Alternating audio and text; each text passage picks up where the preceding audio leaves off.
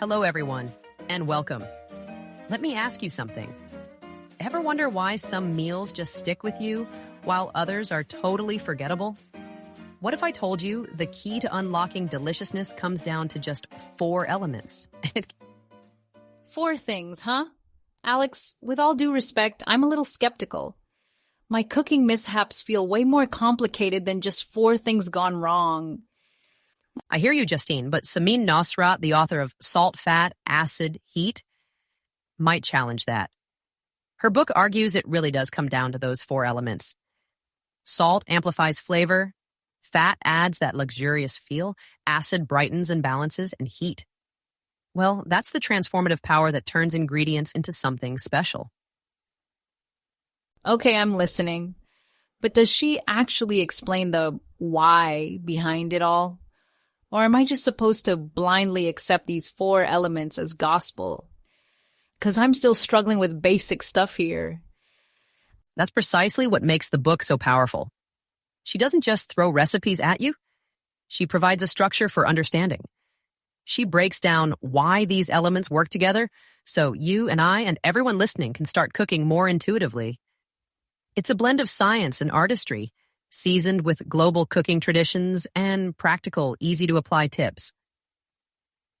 All right, you've piqued my interest. But how does this actually translate into practical help for someone like me, battling it out in the kitchen every night? What are we going to be talking about specifically today? Great question. Today we're tackling 3 main ideas from the book. First, we'll dissect salt, fat, acid, and heat individually, explaining why each one is indispensable. Then, we'll look at how to use them strategically in your own cooking so you can see some tangible improvements right away. Lastly, we'll talk about reframing cooking, seeing it not just as a chore, but as a creative, enjoyable, and even shared experience. So, a journey from kitchen klutz to confident cook, ending with finding joy in the process. Is that the idea? Absolutely, Justine. Let's call it becoming the maestro of your own culinary orchestra.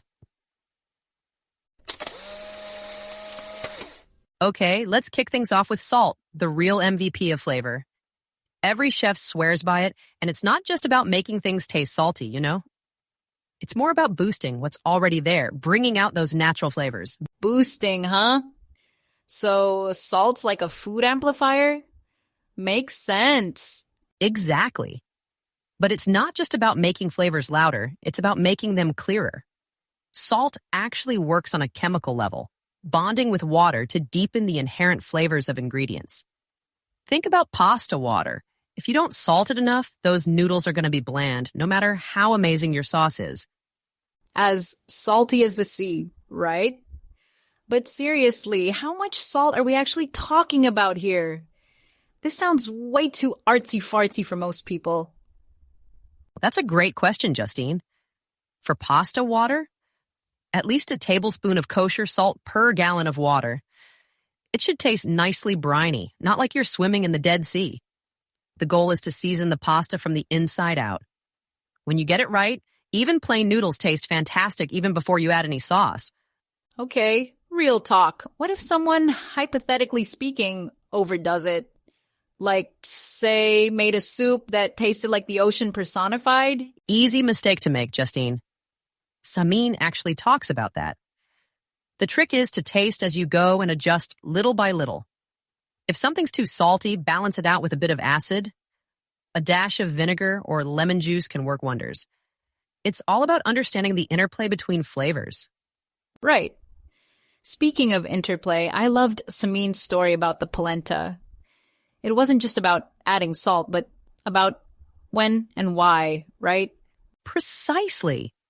She was making polenta for her family way back, and it turned out super dull. Her mentor didn't just tell her to add salt, he explained that it's key to season right from the start. Salt binds to starch as it absorbs water, so the seasoning becomes part of the dish, not just a surface thing. That's what made her polenta go from blah to brilliant. So, what you're saying is, salt isn't just a seasoning, it's a strategy. Like investing early for bigger returns? Bingo. And this strategy applies to proteins too. Think dry brining, salting meat way ahead of time. The salt draws out moisture, then the meat reabsorbs it, becoming more flavorful and tender. Huge difference between a juicy roast chicken and one that's, well, forgettable. All right, fair point. Let's move on to fat because, let's be honest, that's where the magic happens. Butter, bacon grease, olive oil, that's where food gets really interesting, right? Totally. While salt brings out flavor, fat carries it. Think about sautéing onions in olive oil. It's not just about cooking them, it's about infusing this deep richness and enhancing their natural sweetness. Fat's a vehicle that lets those flavors really shine. And it's about texture too, isn't it? Like those flaky pastry layers or super crispy chicken skin that we all crave. Exactly. Samin's example about butter and baking nails it. When cold butter melts in the dough, it releases steam, creating those amazing air pockets that make croissants so light and flaky. It's not just about adding butter, it's about understanding texture interaction. So fat isn't just indulgent, it's precise. But what about different kinds of fat? Olive oil versus, say, lard? How do you know which one to use? Well, it depends on the cuisine and what you're cooking. Olive oil adds depth and a slight bitterness that's perfect for Mediterranean dishes, while animal fats like duck fat give a rich, decadent feel to French or Southern cooking. And of course, there's coconut milk in Southeast Asian food, which balances those sweet and spicy flavors so beautifully. Got it. So fat's kind of the great connector, but it changes depending on where you are in the world. That's actually kind of poetic, Alex. It is. But don't forget the practical side. High smoke point oils like grapeseed are your friends for frying, while lower smoke point oils like extra virgin olive oil are better for drizzling at the end. It's about using the right tool for the job. Speaking of balance, isn't this where acid comes in for that final tweak? Because without it, some dishes could feel, well, blah? Absolutely. Acid is the brightener. It cuts through richness and wakes up flavors. Think of how a squeeze of lemon transforms a creamy risotto. It doesn't overpower it. It sharpens and lifts everything. So acid is like the editor, picking out what's most important and making it pop? That's a great comparison. And it's versatile, right? Vinegars, lime juice, yogurt, fermented stuff. Acid balances, preserves, and sometimes totally transforms things. One example Samin gives is pickling. Adding vinegar to veggies totally changes them into these little condiments that elevate everything else.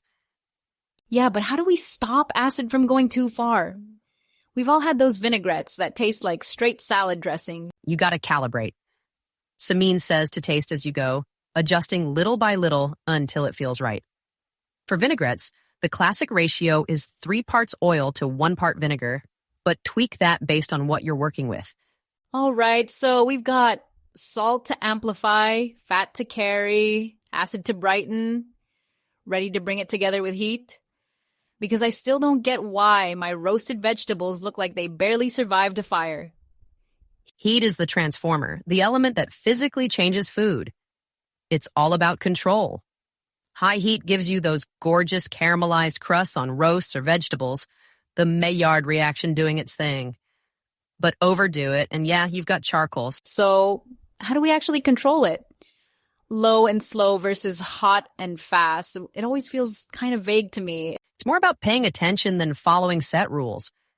Watch for the sensory cues, the sizzling sound of oil, the browning edges of veggies. Adapt based on what you see, smell, and even hear. Mastering heat is technical, but it's also intuitive. And that's really the core of it, isn't it? These 4 elements aren't just steps in a recipe. They're tools that we can use to cook better, bolder food. Exactly. Salt, fat, acid, and heat aren't just ingredients. They're the building blocks of cooking confidence. Understand them, and you can start experimenting, adapting, and creating incredible meals. Maybe even throw those recipes out the window. Okay, so Understanding these elements really lays the groundwork for intuitive cooking, right? Now, we're moving on to the part I've been waiting for, practical applications. Justine, how do we take all this theoretical stuff and actually apply it in the chaos of a weekday kitchen? Great question, Alex. How do start turning cooking from a chore into something a little more intentional? Exactly. This is where the genius of salt, fat, acid, heat comes into play. We know these elements and their roles. Now the book explains how to translate the theory into tangible, real-world skills. It's all about mastering techniques, specifically what to do with salt, how and when to use fat, balancing flavors with acid, and controlling heat. So this isn't just a case of throw some salt in and hope for the best. We're talking about hands-on techniques that anyone can try tonight. Absolutely. Let's start with salt. A technique Samin recommends is salting meat in advance called dry brining. By salting early, ideally a few hours before you cook, the salt really penetrates deeply into the meat through osmosis. It's not just seasoning the surface, it gets into the fibers, making even a simple roast chicken super juicy and flavorful. Wait, so this supposed magic happens while I just let the meat sit? Sounds too easy, almost suspiciously so. It's easy, but it requires intention. That resting time is crucial. Initially, the salt draws moisture to the surface, and then, as it reabsorbs, it carries the seasoning deep inside. This process breaks down proteins and tenderizes the meat as it goes. That's why your Thanksgiving turkey can go from a dry, flavorless disaster to the star of the table. All right, got it. Meat. But how about something simple like boiling pasta? If the timing of salt is so important, am I only throwing it in the water for tradition, or is there actual science here too? Oh, there's definitely science. Salting your pasta water early on ensures the pasta soaks up that seasoning as it cooks. It's not just a tradition. It's the secret to pasta that's delicious even before you add any sauce. And for the right balance, a tablespoon of kosher salt per gallon is a good rule. Honestly, how come the as salty as the sea advice just comes with a disclaimer? Last time, my linguine pretty much tasted like seawater. That's where tasting comes in. Small adjustments, Justine. And remember, if something ends up too salty, acid's your go-to. A squeeze of lemon or even a splash of vinegar can tone it down and bring the balance back. Speaking of acid, do you want to know how it can bring dishes to life? Definitely. I get the concept, acid adds brightness. But is it really just about squeezing some lemon at the end, or is there more to it? Oh, there's definitely more to it. Acid is kind of the unsung hero that keeps richness in check and really sharpens flavors. A good example is risotto. It's super creamy and buttery, full of parmesan and broth. On its own, it's luscious, but it can feel pretty heavy. But with a squeeze of lemon towards the end, you suddenly get balance.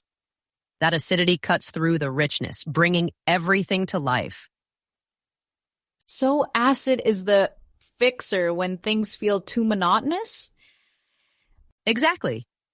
It balances everything, brightens it up, and unlocks the other flavors too.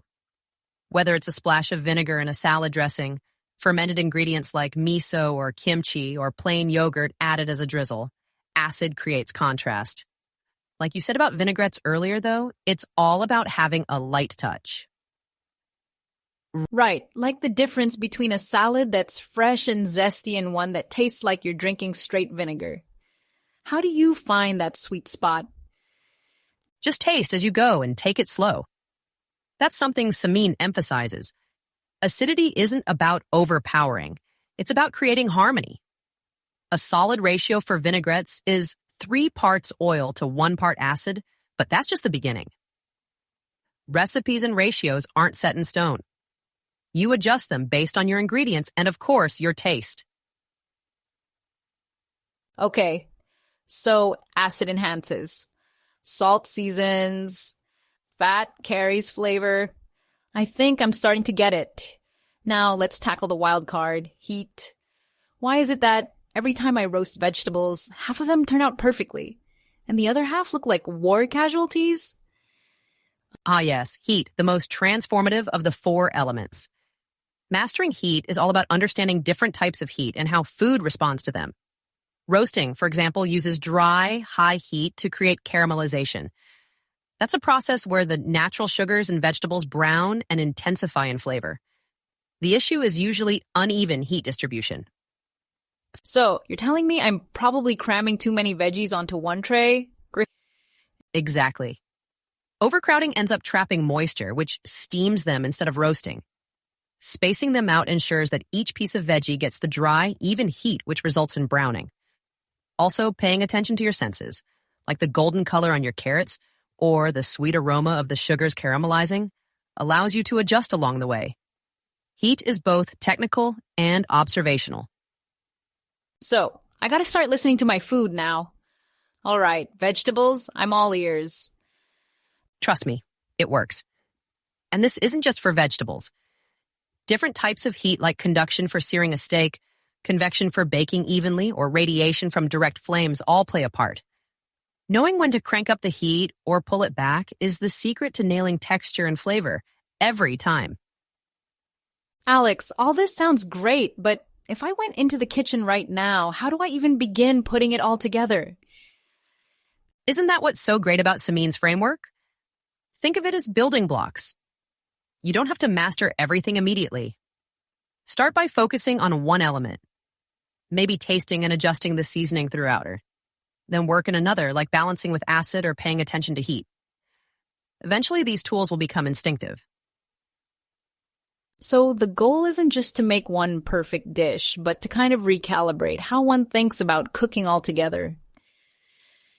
Exactly, Justine. It's less about following recipes and more about developing intuition. And that's when every dish, no matter how simple, has the potential to be truly special.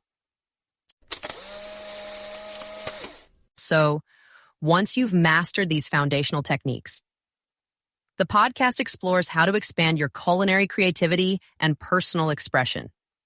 Really, once you understand salt, fat, acid, and heat, that's when the fun begins. Moving beyond just following recipes to really making cooking your own. As Samin Nosrat shows us, cooking isn't just about getting food on the table. It's about finding joy and being creative in the process. Okay, so we've graduated from culinary boot camp, and now we're, kitchen jazz musicians? I mean, adding a pinch of salt to pasta water is one thing, but getting creative? That's got to be daunting for a lot of home cooks, right? Definitely. And Nosrat totally gets that. She stresses that creativity comes from understanding the basics, not from fancy techniques or complicated recipes. It's about trusting your senses, adapting as you go, and being open to a little experimentation. First, let's talk about something she calls sensory awareness, which is really about tuning into what you're experiencing while cooking. Sensory awareness? So, we're not just talking about reading a recipe like a robot. Are we talking about becoming one with the food? Feeling its innermost being? Precisely. Cooking goes from being a mechanical chore to really being immersive when you use all your senses. Think about roasting vegetables, yeah. Right. A timer gives you an estimate. But the real magic happens when you pay attention. Carrots turn from bright orange to deep brown. The smell turns caramelized and sweet. That's how you know they're ready. It's like the vegetables are telling you, hey, I'm ready. Wait, so my oven vegetables are talking to me? I'm not sure I'm ready for that level of commitment. Well, in a way. Noticing the little things, color, aroma, even the sound of the steam. That's all feedback. If you stop relying on the timer and start listening to those cues, you start to trust yourself more. You're not just following a recipe blindly anymore, because you've learned how to understand the process. All right, but what if my sensory awareness is, a work in progress? What if I trust my instincts and they're completely wrong? That's where practice comes in handy. Sensory awareness isn't something you're born with, it's learned over time. Start small taste while you cook. Notice how flavors develop. And pay attention to how textures change. And mistakes aren't failures, they just help you grow. Okay, so sensory awareness helps me feel the process. Where does all this lead? Is there a step 2 once you've trained your senses? Yes. Once you're really paying attention, you can start improvising with recipes instead of rigidly following them. Samin calls this adapting intuitively, using recipes as guidelines, but making them your own based on what you've got or what you're craving. I see where this is going. This is when you just throw in ingredients because it felt right. Let's talk about that. Because whenever I try that, I end up with something straight out of a culinary horror film. It's about finding a balance, Justine. You need to understand flavor pairings and how each ingredient works. Vinaigrettes are a good example. Nosrat talks about the basic formula: 3 parts oil to 1 part vinegar. From there, you can play around. No red wine vinegar? Try lime juice. Want a nutty flavor? Use sesame oil instead of olive oil. Just like that, one simple dressing can become tons of different things. Okay, but here's my issue. How do you know when you've gone too far? Does creativity ever become chaos? That's a great question.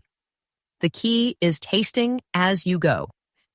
Make small adjustments and always think about balance. If something's a bit sharp, balance it with something rich. If it's too bland, add acid or salt.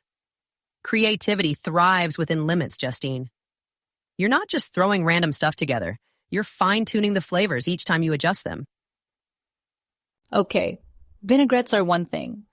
What about dishes that feel like they have higher stakes? Family recipes, for example. How do you get creative without losing the heart of something that's been passed down for generations? That's when it becomes deeply personal.